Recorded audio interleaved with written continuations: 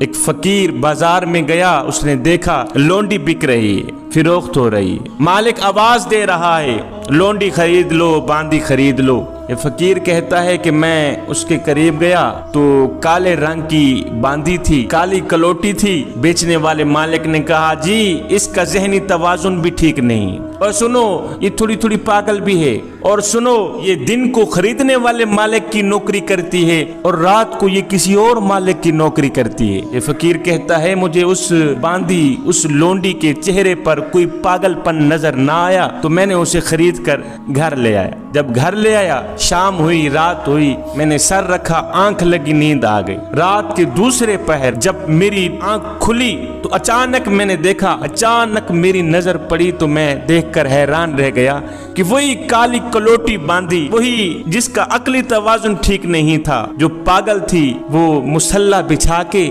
سجدے میں سر رکھ کے اللہ کے حضور حاضر ہو کے کچھ کہہ رہی ہے۔ کہتے میں دیکھ کے حیران رہ گیا، جلدی سے اٹھا۔ جب میں نے غور کیا تو وہ اللہ کی نیک بندی، اس کا سر سجدے میں ہے، اللہ کے حضور کہہ رہی ہے یا باری تعالی، او میرے کریم رب، وہ محبت جو تو مجھ سے کرتا ہے اسی کے صدقے میں تجھ سے سوال کرتی، وہ محبت جو تو مجھ سے کرتا ہے اسی کے واسطے میں تجھ سے سوال کرتی ہوں۔ یہ فقیر کہتا ہے میں نے اس لونڈی کو کاٹا، اس باندی کے اس جملے کو کاٹا، او کم بخت یہ تو کیا کہہ رہی ہے، اور اس طرح کہے کہ یا اللہ وہ محبت جو میں تجھ سے کرتی ہوں، وہ محبت جو مجھے تجھ سے ہے، میں اسی کے واسطے تجھ سے سوال کرتی ہوں۔ تو اس لونڈی نے کہا، اس باندی نے کہا حضرت بس چپ ہو جائیں، اگر اللہ کو مجھ سے محبت نہ ہوتی تو تجھے بستر پہ نہ سلاتا، مجھے مصلی پہ نہ بٹھاتا۔ حضرت اگر میرے مالک کو مجھ سے پیار نہ ہوتا، اگر میرے کریم رب کو مجھ سے محبت نہ ہوتی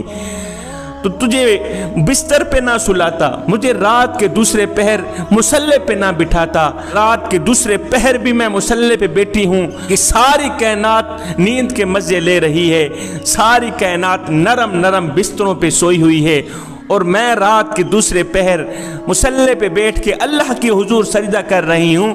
اس کا مطلب یہ ہے کہ میرے اللہ کو مجھ سے پیار ہے۔ فرعون نے ایک مکان بنایا تھا جس کے بیرونی دروازے پر فرعون نے بسم اللہ الرحمن الرحیم لکھوائی تھی۔ اب جب فرعون نے خدائی دعویٰ کیا کہ دنیا میں صرف میں ہی خدا ہوں، مجھ سے بڑا خدا اور کوئی نہیں ہے، جب اس لعین نے خدائی دعویٰ کیا تو حضرت سیدنا موسیٰ علیہ السلام نے اس کو تبلیغ کی۔ فرعون نے موسیٰ علیہ السلام کی تبلیغ کو نہ مانا، موسیٰ علیہ السلام کی تبلیغ کو قبول نہ کیا۔ جب اس نے موسیٰ علیہ السلام کی تبلیغ قبول نہ کی تو موسیٰ علیہ السلام نے فرعون کے حق میں بد دعا کی یا باری تعالیٰ اس منحوس کو ہلاک ہی کر دے، مالک تو نے اس منحوس کو، اس کافر کو کس لیے مہلت دے رکھی ہے؟ آواز آئی میرے موسیٰ یہ ہے تو اس قابل کہ اسے ہلاک کر دیا جائے، اسے دردناک عذاب میں مبتلا کر دیا جائے، لیکن میرے موسیٰ وہ دیکھو اس کے دروازے پر بسم اللہ الرحمن الرحیم لکھی پڑی ہے۔ فرعون کے دروازے پر بسم اللہ الرحمن الرحیم لکھی ہوئی ہے،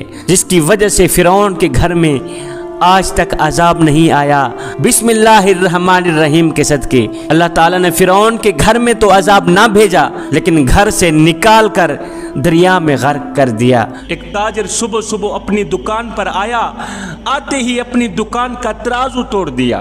ساتھ والے نے پوچھا میاں اتنا قیمتی ترازو تو نے کیوں توڑ دیا ہے؟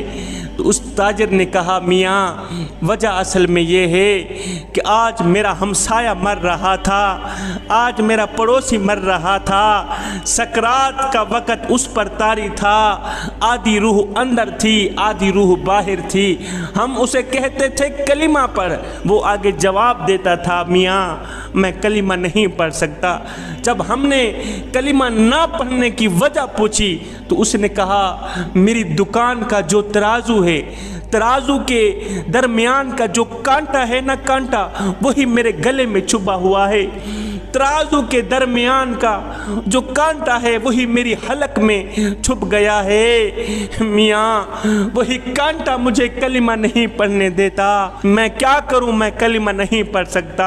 हाय तराजू के इस कांटे से ना जाने कितनों का हक मारा होगा, कितनों का माल लूटा होगा, कितनी डंडी मारी होगी, कितना गलत खाया होगा, कितना गलत तोला होगा। जवानों गलत तोल कर चाहे सारी दुनिया भी अपने पास कर लो, अगर आखिरी वक्त ईमान हाथ से गया तो बताओ तो सही क्या लेकर जाओगे।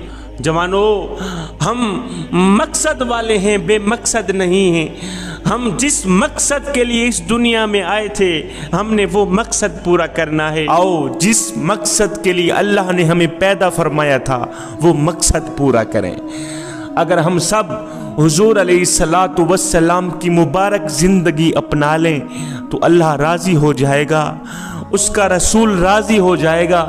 जब अल्लाह और उसका रसूल राज़ी हो गया तो फिर हम दुनिया में भी सुकून से रहेंगे, आखिरत में भी सुकून से रहेंगे। हज़रत बायज़ीद बुस्तामी रहमतुल्लाह अलैह के पड़ोस में एक आतश परस्त रहता था। उस आतश परस्त शख्स की एक बेअमल मुसलमान से दोस्ती थी, एक बेनमाजी मुसलमान से यारी थी। एक दिन इस बेअमल बेनमाजी मुसलमान ने उस आतश परस्त यार को कहा, मियाँ अगर तू भी कलीमा पढ़ के मुसलमान हो जाए तो कितनी अच्छी बात है। और तू आग को पूजता है, आग को पूजने से क्या फ़ायदा, आग को तो अपने पराये की भी कोई तमीज़ नहीं होती।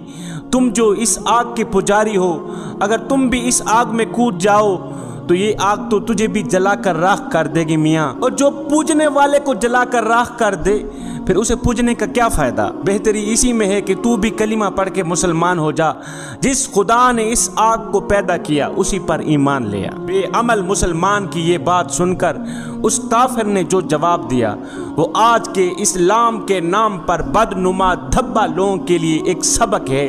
उस काफिर ने कहा, मियाँ मेरे सामने दो इस्लाम हैं और मुझे तो दो इस्लाम नज़र आते हैं। एक वो इस्लाम है जो हज़रत बायज़ीद ने अपनाया हुआ, और एक वो इस्लाम है जो हज़रत बायज़ीद में नज़र आता है, जो नमाज भी पढ़ता है, कुरान भी पढ़ता है, तहज्जुद भी पढ़ता है, हज भी करता है, गरीबों की मदद भी करता है, हमसायों के हुकूक भी पूरे करता है। हमसाया चाहे काफिर क्यों ना हो वो हमसाये की भी मदद करता है, गरीबों की मदद करता है। अगर किसी को नफ़ा नहीं दे सकता तो कोशिश करता है किसी को नुकसान भी ना पहुँचाए, और अगर किसी को खुशी नहीं दे सकता तो भरपूर कोशिश करता है वो किसी को दुख भी ना दे। हुकूकुल्लाह भी अदा करता है, हुकूकुल इबाद भी अदा करता है। एक इस्लाम ये हो गया और एक इस्लाम वो है जो तूने अपनाया हुआ है। ना कभी तूने नमाज पढ़ी है, ना तूने कुरान पढ़ा, ना हज किया, ना ज़कात दी। 24 घंटे तू झूठ ही झूठ बोलता रहता है।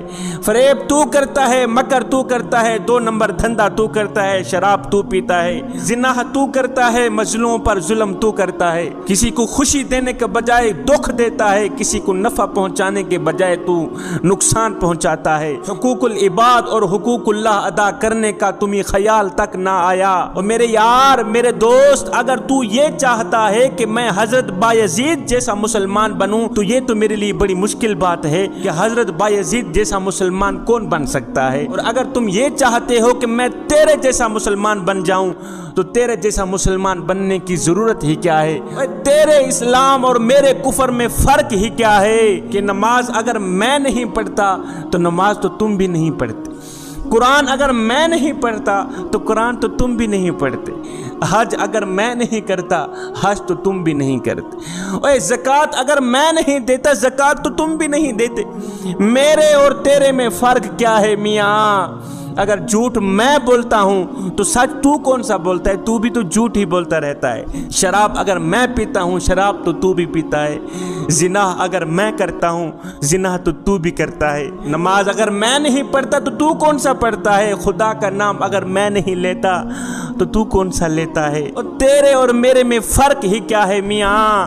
الغرض جو حال میرا ہے وہی حال تیرا ہے میاں۔ سچ تو یہ ہے کہ مسلمان ہونے کا خیال اگر میرے ذہن میں آتا بھی ہے، مسلمان ہونے کا خیال اگر میرے دل میں آتا بھی ہے، تو میں تیرے جیسے بے عمل مسلمان کی حرکتوں کو دیکھ کر پیچھے ہٹ جاتا ہوں، اسلام قبول نہیں کر پاتا ہے۔ تیری اس حرکتوں نے مجھے اسلام سے دور کر دیا۔ اگر مسلمان ہونے کا خیال میرے ذہن میں آتا بھی ہے کہ کلمہ پڑھ کر مسلمان ہو جاؤں، تو تیرے جیسے بے عمل مسلمان کی حرکتوں کو دیکھ کر میں پیچھے ہٹ جاتا ہوں، پھر میرا اسلام قبول کرنے کا دل نہیں کرتا ہے۔ بے عمل مسلمانوں نے میرے خوبصورت اسلام کو بدنام کر دیا، خوبصورت دین کو بدنام کر دیا۔ نام کے مسلمان ہر اس حرکت کے مرتکب نظر آتے ہیں جو کافروں کی حرکتیں